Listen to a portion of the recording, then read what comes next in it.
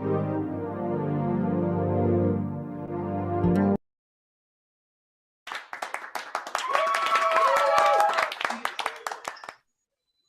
and welcome to PsychCandy for November. What are we at? November 15th. It has been a hot minute since I've been with you guys. Had to take kind of a slow hiatus there at the end of the month of October.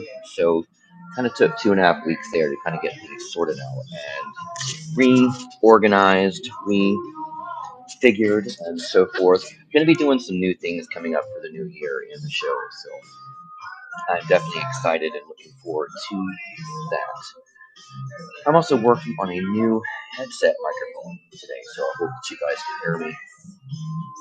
And I thought this is a good kind of comeback show, is talking about holidays, because no matter where we go at the moment, I'm starting to see that Christmas trees are going up earlier this year.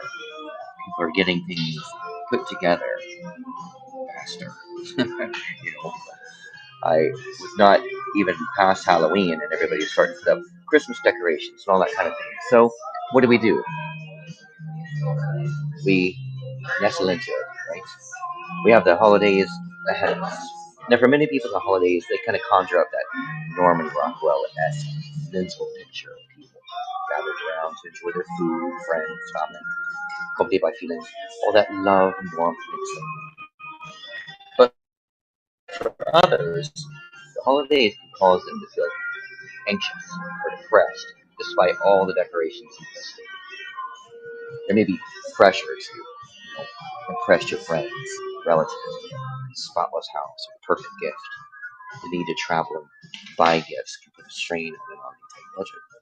And the crowds, we know, parking lots, the shopping centers, the airports, are enough to send anyone to a state of heightened anxiety. Obligations to attend the multiple functions or visit everyone, that can just be overwhelming. You know, maybe family time is tainted by unwanted conversations or even toxic relatives. Perhaps holidays remind you of friends or family members who are no longer around to celebrate. And then last but not least, some people don't have anyone to spend the holidays with. So I'm going to share with you today 5 things that you can do if you find yourself stressed, depressed as this holiday season is coming up. Number 1, you got to learn to say no if you feel overwhelmed. Now, there's only so many functions that you can attend or host, especially if you're already busy with just your normal day-to-day obligations and have limited time off. So trying to be too many places or get your house looking pristine for company can make those get-togethers. They're supposed to be the enjoyable things, where they end up being overwhelming and depressing. If trying to be everything to everyone is just kind of sucking that joy right out of the holidays, don't be afraid to RSVP. No. Just say no to a few of the invitations. You just opt not to throw your annual party.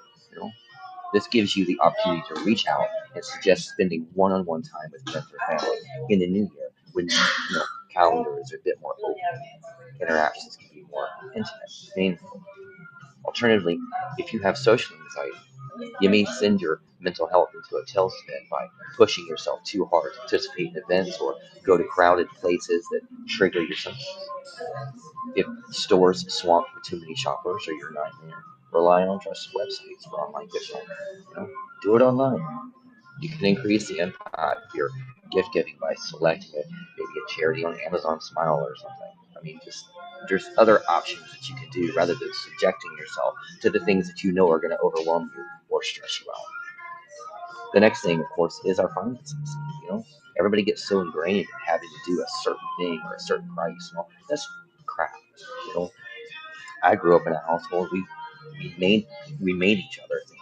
We did nice things for one another. It was that kind of thing. It was never really focused on the all of the have all the certain gifts and how much you got, and all that kind of thing. And if finances are a source of anxiety, decline gift exchanges. Like I said, do some low cost activities that you can share with somebody. Offer to have someone over for a home cooked meal or plan a coffee date. It's also not unreasonable to set spending limits or make homemade gifts. Like I said, that's how I grew up. You know, travel costs can be prohibitive. So If appropriate, request your family or friends help cover the cost of your travel for the holidays instead of giving gifts. The other thing is it's okay to use technology to get FaceTime when you can't be somewhere in person. There are plenty of options these days for that.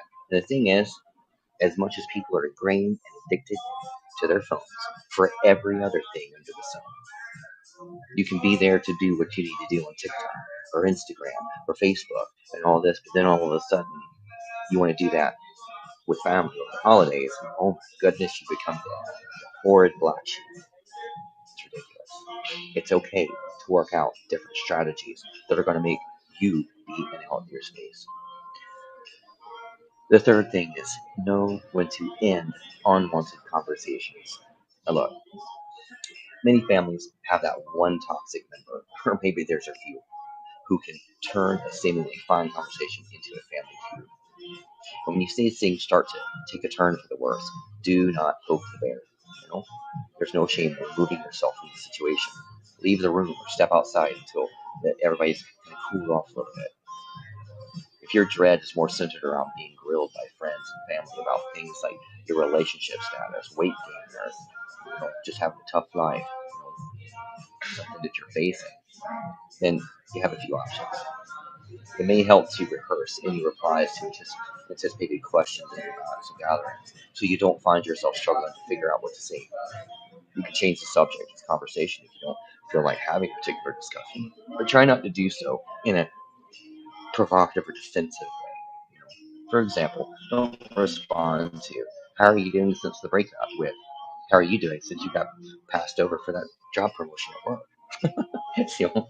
Lastly, you can simply inform someone that the topic that they're bringing up is a sensitive one that you'd rather not discuss right now, and then change it to talk about something different. Number four, this one's important, and and it definitely, and I can relate to this one because I've had to do this the last few years because I lost my mom and my grandmother. So I remember, like, first of all, number four is to honor those who have passed on. Remember that it's okay to be sad. There's no way to replace the presence of a loved one who's passed away, but one of the ways of coping is to honor their memory, rather than mourn their absence. Some ideas might be, maybe set a place at the table for them. Maybe look at old pictures or videos, with your friends and family to remember the good times. Step in to carry on a tradition that part of used to take the lead on. So, and that's something I do every year. I do stuff during the holidays that me and my mom used to do, or something that she would instill, or what my grandmother did. So, and those are important. I enjoy those times, and so it is good to do that. And it can be an additional healing process for you also if you're still, dealing with sometimes the grief. It's been years and years since my mom passed on and my grandmother, but I I still, I'm still moving past and through a lot of that, and that's okay. Sometimes, you, you can miss somebody 10 years, 20 years down the line. The other thing is, don't be alone if you don't want to. If you prefer to spend the holidays by relaxing in solitude or engaging in self-reflection, there is nothing wrong with that. However, if you find yourself feeling lonely without friends or family to spend time with, there's other people out there who are also looking for that same thing, or open to having some company. Maybe talk to coworkers or neighbors to let them know that you'll be alone and you'd like to get together, or find maybe a volunteer opportunity or something to do. Even look online for others who may be doing events and things of that nature. It's the thing is that the holidays are going to take whatever form you choose for them to take, and and